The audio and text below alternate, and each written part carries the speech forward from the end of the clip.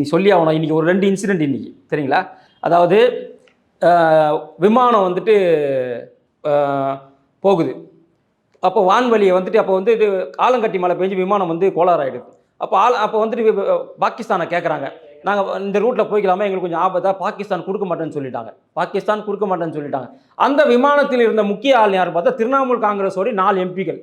அதாவது பாகிஸ்தானுக்கு ஆதரவாக பேசிய 4 எம்பி எங்கே இருக்கிறான், அந்த விமானத்தில் இருக்கிறான். அதே போல் இன்னொரு இன்சிடென்ட், இந்த அம்மா ரஷ்யா போகிற விமானத்தில் உக்ரைன் தாக்குதல் நடத்திருக்குது. அவங்க 4 தடவை அங்கே வட்டம் அடிச்சுட்டு போக முடியாமல், அப்போ அங்கே யார் இருக்கிறா, இதே பாகிஸ்தானுக்கு ஆதரவாக பேசிய எதிர்கட்சி எம்பிக்கள் கனிமொழி உட்பட அதில் இருக்காங்க. ஒரே நாளில் 2 இன்சிடென்ட். இதாங்க கர்மாங்கிறது. இதான் நீ யாருக்கு ஆதரவாக இருந்தீங்களோ அவங்களாலேயும் இன்னைக்கு ஒரு செகண்ட் தான் எல்லாமே.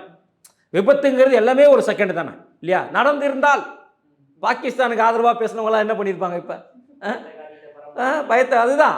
அப்போ கனிமொழி அவர்களுக்கு இது ஒரு செக்கு.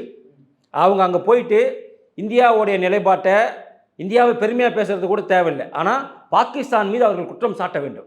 அவர்கள் உண்மையான இந்திய பிரஜையாக இருந்தால், உண்மையான இந்திய நாட்டு பற்றுள்ளவராக இருந்தால், அவர் இந்திய சோத்தை தின்பவராக இருந்தால், இந்தியாவினுடைய இறையாண்மையை காப்பவராக இருந்தால், கனிமொழி அவர்கள் இந்தியாவை பற்றி பெருமையாக பேசுவதை விட பாகிஸ்தான் செய்த அனைத்து அநியாயங்களையுமே அங்கே சொல்லணும், அவங்க அங்கே பேசணும். அவங்க